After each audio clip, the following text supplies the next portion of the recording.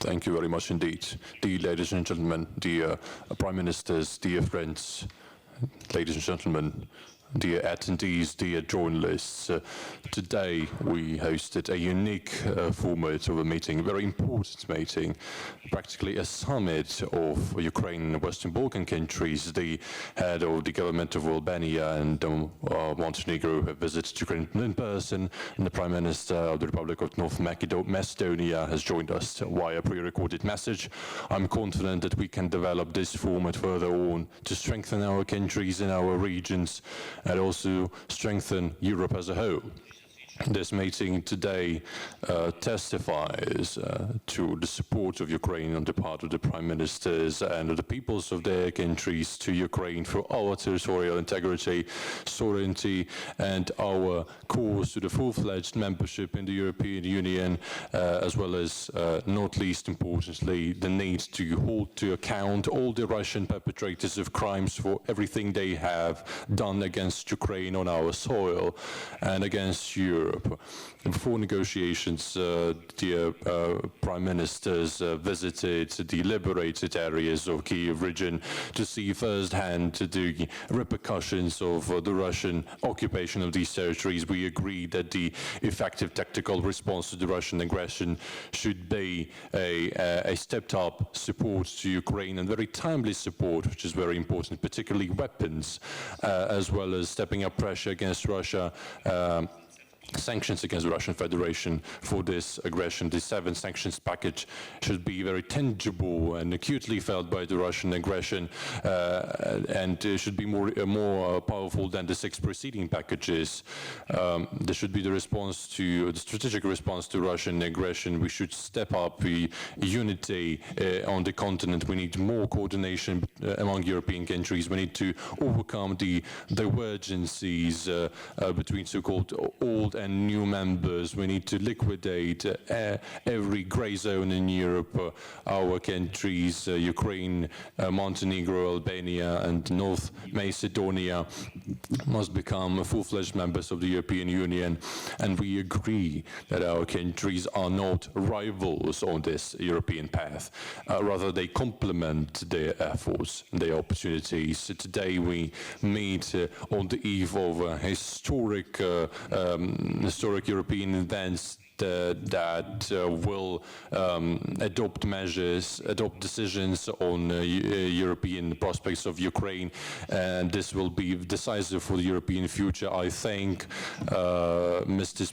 Prime Ministers for the joint statement that we adopt today as a result of our today's meeting on supporting the granting to Ukraine of EU membership, EU candidate status. Today we also covered extensively the defense cooperation among our countries. I thank you, dear sirs, for your support in the weapons and technical sphere. I thank you for supporting our people who have found shelter in your countries, and I hope that pretty soon we will be able to work together on the projects related to post-war reconstruction of Ukraine. I thank you for this meeting.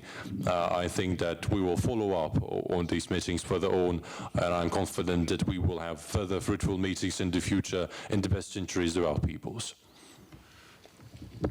Statement by Edi Rama, Prime Minister of Albania. Thank you wholeheartedly, Mr. President, for the invitation to be here today. It's very humbling, and I feel privileged, together with Dritan and Dimitar, who for objective reasons couldn't join us, as Prime Ministers of 3 NATO member countries from the Western Balkans, to be here with you and to witness our full support and solidarity to you and to the Ukrainian people. As I already said to you when we started our conversation, Personally, I was hesitant about coming because the proportions of this horror are extreme, and the possibility Albania change the destiny of this war is not at all sufficient. But in the same time, I couldn't not respond to your invitation, and we couldn't miss this moment with you. And I am very thankful for the generous hospitality and for wanting to share with us a very little part of the reality that we have contemplated before through pictures. And today we had the opportunity to see from very near in Irpin, and I'm really happy that you agreed on our proposal to put together our efforts and build a block, each of our countries its own building, for the families and the kids of Irpin. And I know that the European Union and many others are already part of this effort, but let us do it in the Balkan way with no much bureaucracy, and get through and be the first to do it. So this maybe will speed up the efforts of the others.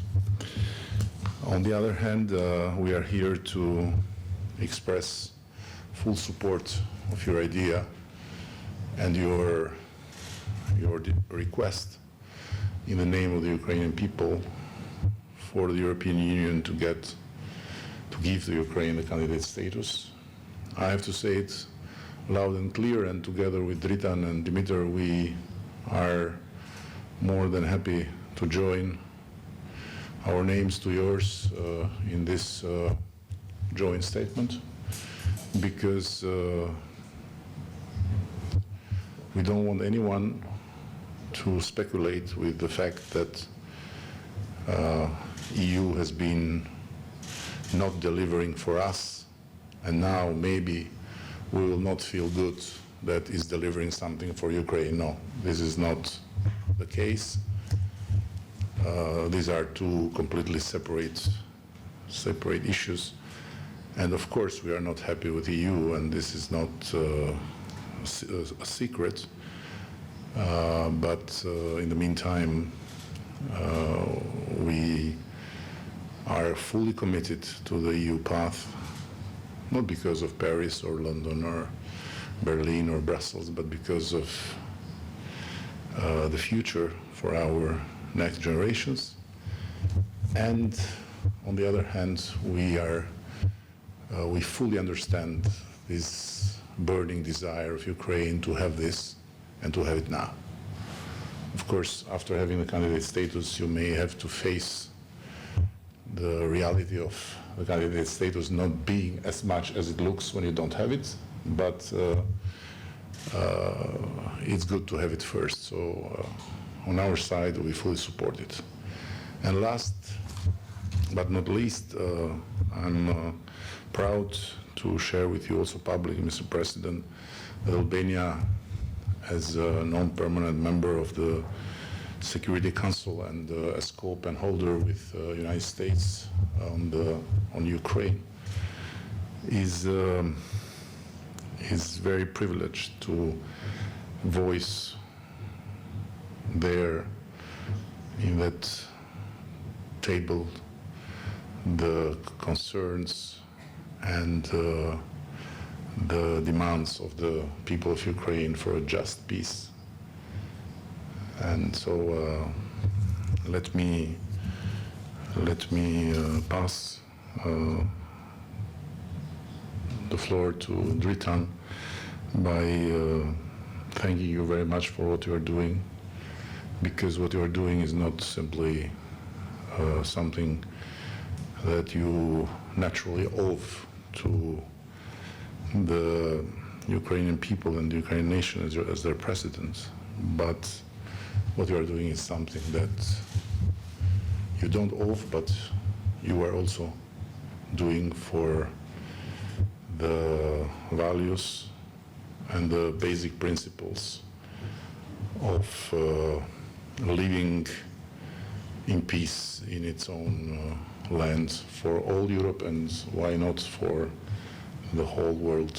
So God bless you, and may this war, this horror end, and may Ukraine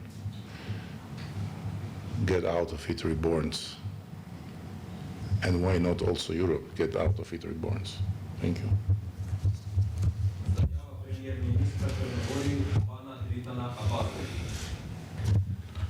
Thank you very much. First of all, thank you very much, President Zelensky.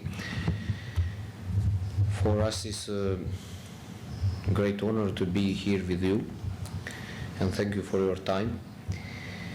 We consider this like our political, but before political, moral obligation to come to Kiev and symbolically to shake a hand of you and to give a big hug for all Ukrainian people, which really until now make a miracle and trying with all capacity to protect the democratic values of Europe. Our reason of support is because you are not fighting only for your own territory, for your own people, but you're fighting for the principles and for the way of life, for the possibility to choose your own destiny and your own future. So our countries want us to say that everything what's dealing with elementary democratic principles, what is will of your institution, of your people, for us is something which is okay. It's same about EU. So you have the support of Montenegro. Of course, I am very glad that you have support of Albania and North Macedonia. We make that together to support your wish of your people to be together one moment in common European family. This is very difficult time for the Europe. This is very difficult time for the world. And I think that most important thing, we shared that experience in the morning, is to stop the war. Everything else is less important. We need to find a way how to stop the war, how to stop to have the victims' destruction, massive destruction of infrastructure, of the homes of the people. And after that, of course, you will have the full support of the rebuilding of your country. We don't have too much capacity, it's true, we are small country, but nevertheless we will give our contribution, like we now giving a contribution in the providing you some kind of equipment and some kind of financial support, which probably it's not enough, and definitely it's not enough, but it is our responsibility. We hope that this visit, how you name it, this summit of the three prime ministers from the Western Balkan. Dimitar is not with us, but he made the statement with the video link. It is also the strong message to the EU countries, to the EU partners, to the countries who are superpower, who really have the possibility to do much more than us, that finally we need to come to the same page, to the same stage of the promotion of democratic values. And this, what you did until now, it's really incredible. From our side, you will have the support. I want to mention that every Ukrainian who are now in Montenegro, and they are around 10,000, which is 1.8% of population of our country, we are a small community, are more than welcome and feel very safe, and I think that feel very comfortable. So I don't want to see that refugees coming from Ukraine because they have own homes here and have the own land and own possibility, but really wants that we will come to that period of time when we will talk about economical relation of our country, about making a business, about making a good and positive things for our countries. So in our side you have the trust friend. We will give our best to support you in every initiative, and be sure that we share this kind of experience some decades ago, 3 decades ago in the Western Balkan, and we exactly know what is the aggression, what is the war destruction, and what is the war crime. So in the name of the peace, in the name of the friendship, in the name of the solidarity of all European countries, I wish you all the best in the future, and thank you very much for this opportunity. One more time, this is some moral obligation of the leaders of Western Balkan than some political or how we can say it's in some another reason. Thank you one more time, and stay strong. Did you ever think that you would lead war against Russia and Putin?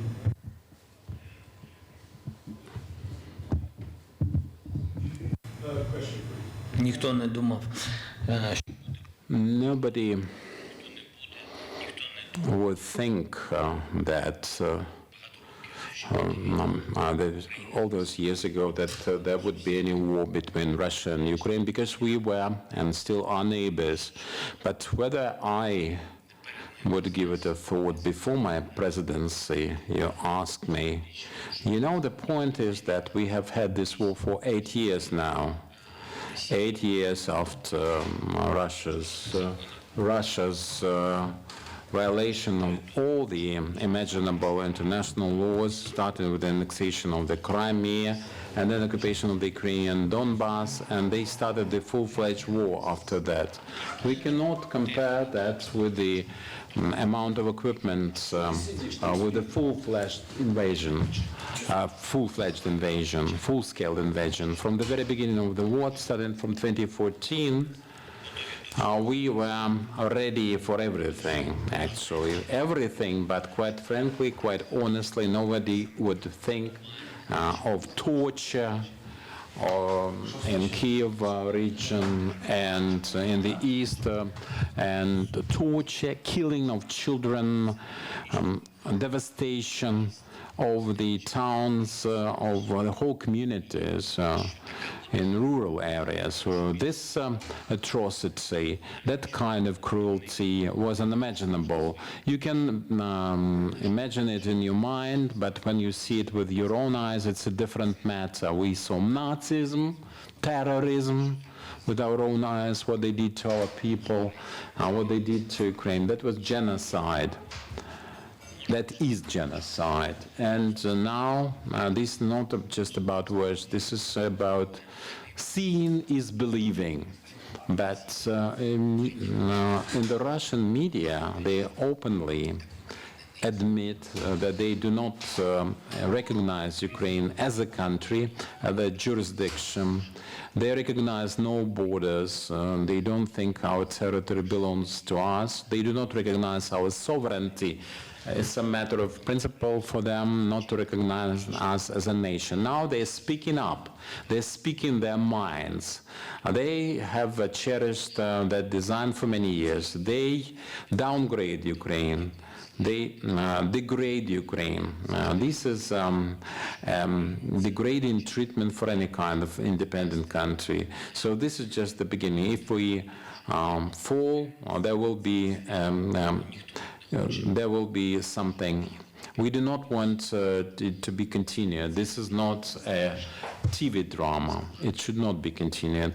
I cannot tell you when the war will be ended. I think when Ukraine is united with other countries of the world seriously, and this is true for everyone, any jurisdiction treating Russia as an enemy of any civilized values and their political leadership, their information policy that is called information.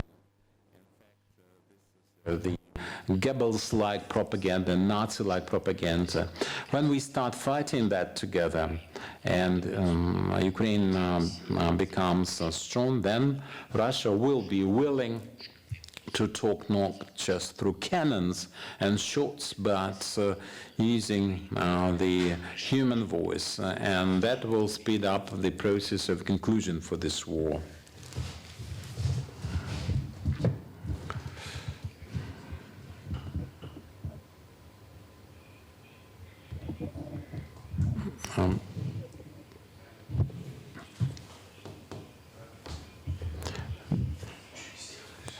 The European Parliament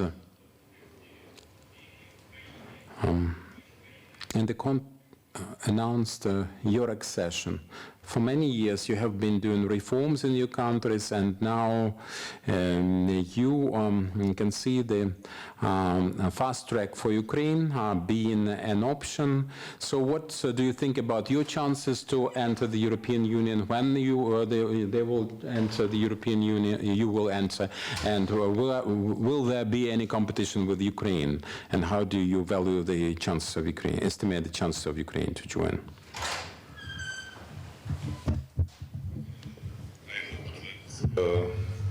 This question will not happen, at least will not be directed to me, because we are here to support the need and the request of Ukraine to get the candidate status. And I don't want to give the people that may look to us, may watch us now, may listen to us, the impression that this is something worthless, because it is not. The candidate status is an important recognition of where you belong. And Ukraine belongs to the European community of values and of principles that we all share. And it's Ukraine's right to demand to be part of it. And I believe that it's Europe's duty to respond to this demand. But in the meantime, I have to be frank with you and with the audience. You may get the candidate status, and the day after, the sun will not rise earlier. And life will continue to be as difficult as it is. And hopefully will improve thanks to your strength and your resilience. Meaning, it's a long, long process. It's a very long process. I have lost count of how many years ago North Macedonia became candidate. A lot of years. We, Albania, became candidates in 2014. And here we are, and we are waiting to start accession talks. And they tell us that we deserve to start since some years, but there is something wrong now between Bulgaria and North Macedonia, and anyhow, I don't know when we will start the accession talks, because it doesn't depend from us. And it doesn't even depend from the European Union in this moment. If, even with in this European Council, they'll not be able to deblock North Macedonia from Bulgaria's hands, will ask to be separated and will ask to go in our own. I don't know what will be the reaction. But to conclude with your question, we are here to simply tell not just our dear friends, the President Zelensky, but to tell to everyone publicly that we don't have a problem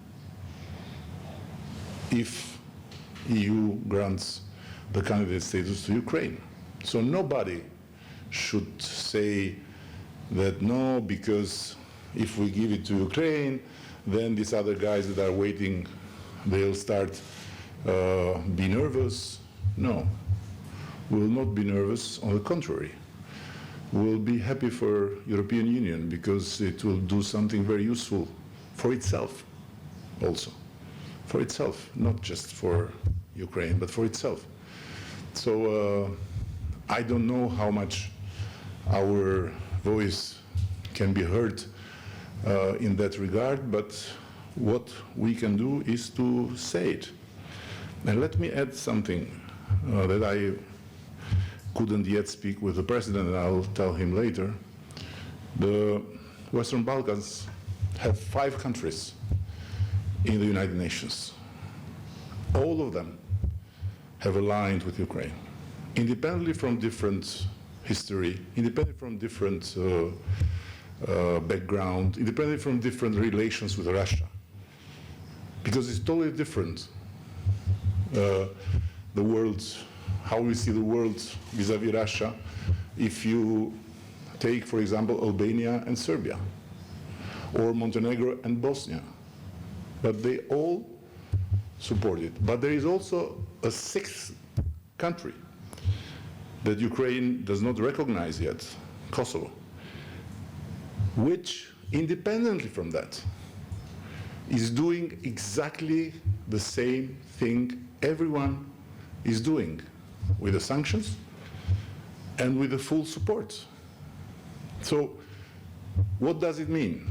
It means that here we are in a very, very defining line between who we are for what we stand for, not who is Ukraine and for what Ukraine stands, but also who we are and for what we stand for. So I strongly believe that it's the right thing to do. Ukraine is asking, very good.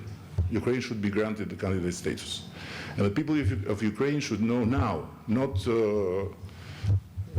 next year or after 2 years, but now that in the European Union eyes, their future is in the European Union family. This is the only thing that the candidate status implies, nothing else. Nothing else. The rest, I told you, you will build it. Nobody will come to build it for you. Thank you. Can I just add shortly? So Montenegro is the front runner of integration in the Western Balkan.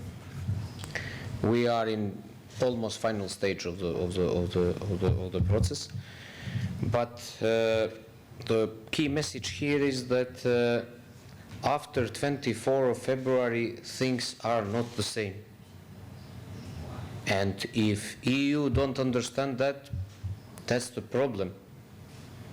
So why we asking here, why we supporting this same? It's in merit based. We need to have the integration. So if some country merit to be in EU, let's be in EU. But in the name of the principle, in the name of the solidarity, security of the Europe, they need to make own decision a little bit faster. If this happen year by year, I think that all of us in one moment will come to the big problem. It doesn't matter somebody is front runner or somebody is just starting the process. So everybody who wants to join the family, I think that need to have the possibility to show that it's ready for the reforms. Not to have this kind of situation that everything is depend by some incidental situation between some countries. And interest of some countries sometimes is much bigger than interest of maybe all another members of countries. I think that we are in the position now after 24 of February, totally different position, and it's final moment to understand that we don't need to leave to have the black holes in the Europe. No black holes in the Europe, because that will be problem. Today is for Ukraine, tomorrow can be for somebody else, for some another state. Day after tomorrow can be in Western Balkan. So idea is to try to move forward, to keep enlargement process alive, and to promote more solidarity and to make the European family bigger and bigger. This is important for EU to stay attractive like organization, which still have the countries which want to join. This is important for us who have ambition to be in EU as soon as possible. This is also important for the countries who in this moment have some big problems, but see the future also in common European family. This is the all story. If somebody don't recognize that, don't be surprised if something like Ukraine happen somewhere else. Дякую. Останнє запитання, будь ласка. Yeah, thank you. I'm sorry, Last question. my question is for Mr. Zelensky. So do you expect a follow-up specific moves after the joint statement you have announced from specifically Montenegro to make specific moves to help and boost what you have announced in the joint statement? And also, what kind of specific help do you expect from Montenegro? Thank you. Thank you very much for this question. Today we have started our talks about the priorities which we where we can use a little help from our friends here. The Prime Minister is present here. A country at war has lots of problems, as you can imagine. Montenegro is not a big country, and we understand the limits of their financial capacity and the military equipment that they can or cannot provide, the humanitarian aid limitations. But nevertheless, it all depends on your will. Where there's a will, there's a way. And I can see and feel that will. The Albanian Prime Minister mentioned the restoration and reconstruction of specific communities or blocks of buildings. Even this is number one. Secondly, this is our heavily wounded. I am addressing all our partners without any exception, because we are losing hundreds of people, thousands of wounded, 300, 400, 500 wounded every day in the east of our country. This is a difficult situation. We have to address all the friends, and in that aspect we would like Montenegro to support us also, of course, specifically. And I think the dialogue that we have started is very important. This is about Ukraine learning how to communicate and how to have approximation in economic relations with the Balkan countries. We will find some powerful economic projects, but presently in the first part of our meeting, the economic projects were not prioritized because we discussed security, where NATO members can help us with. They discussed that at NATO meetings, and for the summit we raised some issues. Ukraine is invited to Madrid to the summit, and for us it is of highest priority to provide for security. This is security of the whole European continent, mind you. Thank you very much. That concludes our press conference.